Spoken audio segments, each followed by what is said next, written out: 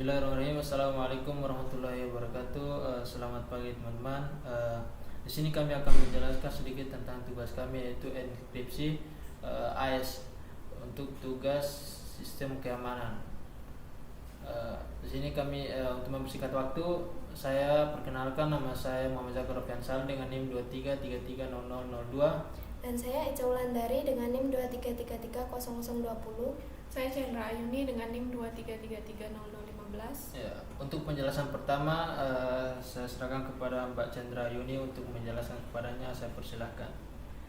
Baik, untuk algoritma AES itu yang pertama kita lakukan adalah kita menginstal library pcryptodom dengan perintah seperti berikut.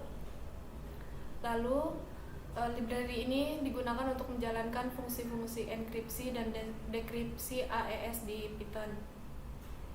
Lalu selanjutnya kita mengimpor beberapa modul penting dari library crypto, yaitu yang pertama AES untuk menjalankan algoritma enkripsi AES, lalu pad dan unpad untuk menambah dan menghapus padding.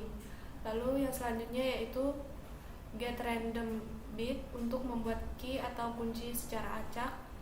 Selanjutnya yaitu base64 untuk mengubah hasil enkripsi menjadi teks yang bisa dibaca. Lalu selanjutnya program meminta input dari pengguna dengan perintah seperti berikut. Di sini teks yang kita ketik akan diubah ke bentuk bit karena AES hanya bisa mengenkripsi data biner. Lalu setelah itu kita membuat key acak sepanjang 16 bit.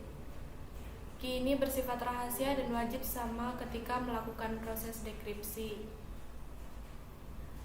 Lalu berikutnya kita akan membuat objek chipper AES dengan mode CBC, di mana mode CBC artinya setiap blok enkripsi saling bergantung satu sama lain sehingga lebih aman dibanding mode ECB. Selanjutnya data dienkripsi menggunakan perintah seperti pada program. Kemudian sebelumnya untuk fungsi pad di sini menambah padding agar panjang data sesuai dengan ukuran AES, yaitu 16 bit. Untuk selanjutnya proses dekripsi, kita buat kembali objek AES dengan IV yang sama dengan kode program seperti pada tampilan layar. Lalu kita ubah ciphertext kembali menjadi teks semula dengan perintah ini, dengan perintah seperti ini. Untuk selanjutnya, Kemudian terakhir kita tampilkan hasil, yaitu print. Yang pertama itu ketika kita run program yang sudah kita buat, akan perintah kita memasukkan teks asli. Ya.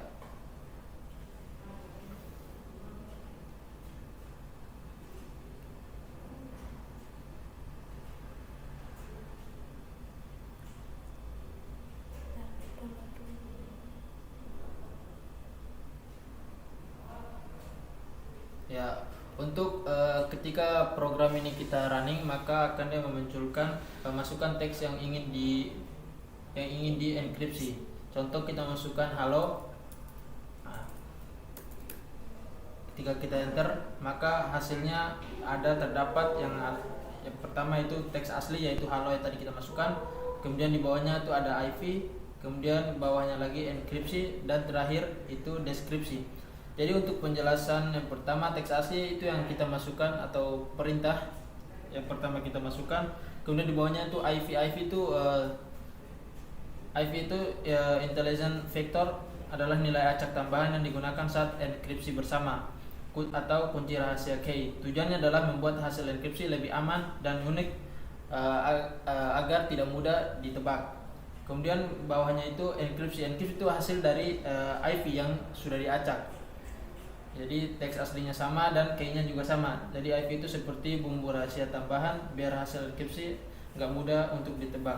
Untuk hasil akhirnya yaitu deskripsi, yaitu hanya salinan dari teks asli yang ada di atas. Mungkin itu yang dapat kami sampaikan, kurang dan lebihnya kami mohon maaf. Assalamualaikum warahmatullahi wabarakatuh.